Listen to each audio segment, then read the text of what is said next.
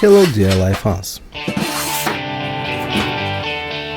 I'm Crash from Dream About Anything. Today I will deal with unusual product, which I stumbled across on the internet and wanted to make one myself. If you are curious how to make a simple yet modern iron bar stove, I advise you to spend a few minutes on the video and decide whether you like it or not. I will play you an intro while I'm preparing the materials.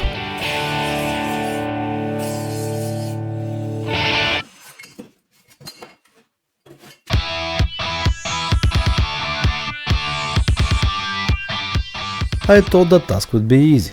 I have 3 meters of profile 30 by 30 and I just need to make a bar stove with 2 legs. But I encountered unexpected difficulties, because in the project itself there are several complex angles, and because of them I had to recall my geometry lessons from school.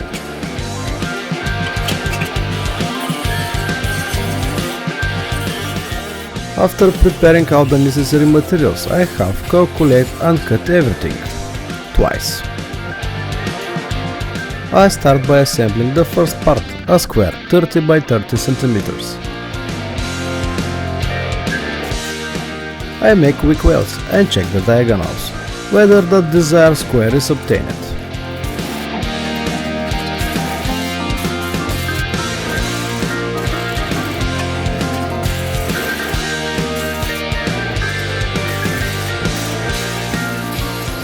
After welding, the workpiece must be polished. I will not leave the welds visible. I want the product perfectly, without any remarks.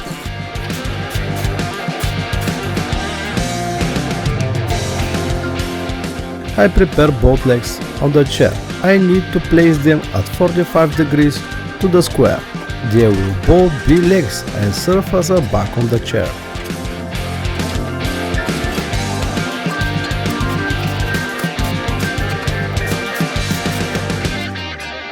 I will place the seats on these 2 profiles that I added.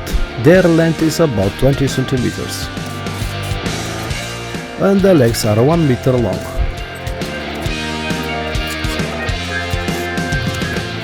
I put tempurianki as a temporary holder, so that I can make the both legs equidistant from each other.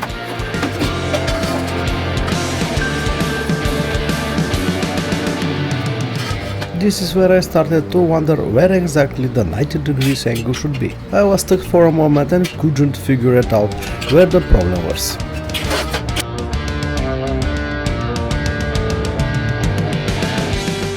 It wasn't until I turned the frame. Then I realized where I was going wrong and quickly corrected myself. With the help of 2 clamps, I finally got to the goal.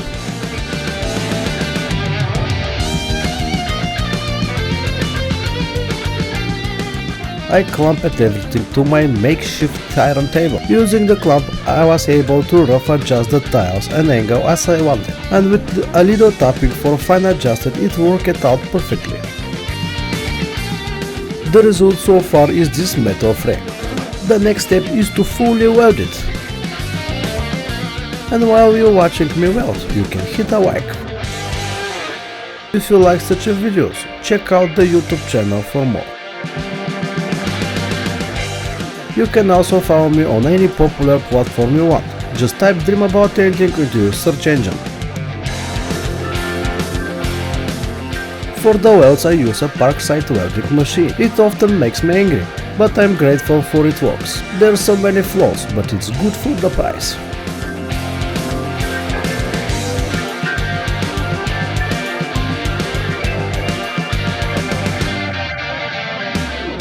Like I said, I want a perfect look, so I polish all the welds.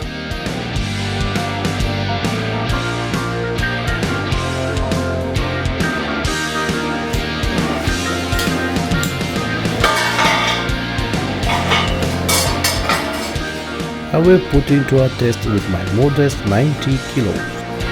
To my surprise, it didn't go anywhere. I had some reservation, but everything seems to be sound and stable.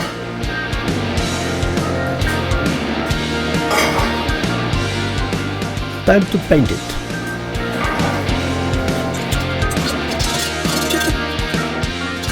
further cleaning the profile holes, because I decided to plug them with the plastic plugs rather than weld them and grind them.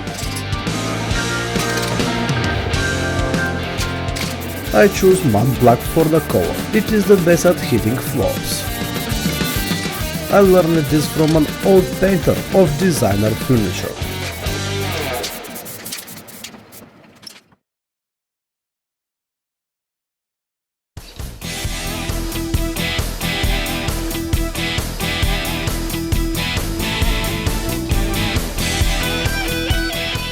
While I wait for the paint to dry, I will prepare the boards for the seat and back.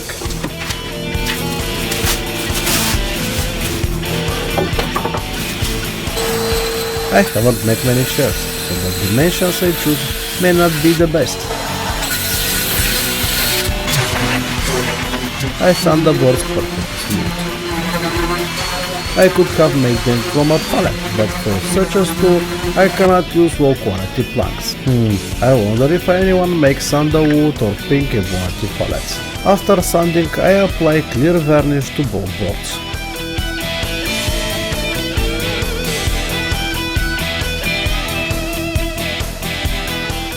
I also put the plugs to give a more finished look.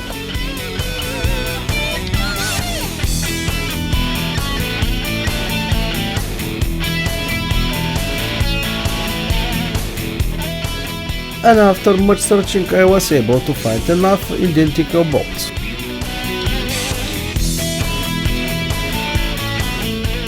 I decided where I will mount the boards and drill the holes.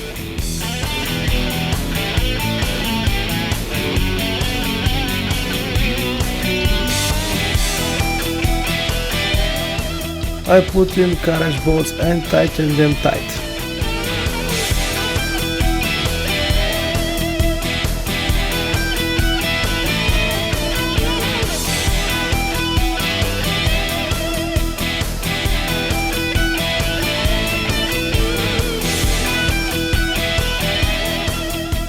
I put the seat in the same way.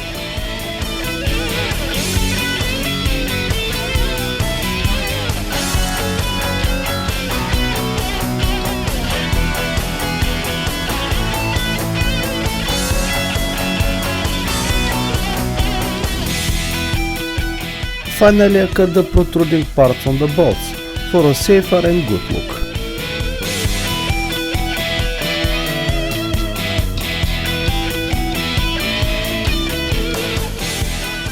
Here is the final result. Now I have to find a suitable bar to put it on.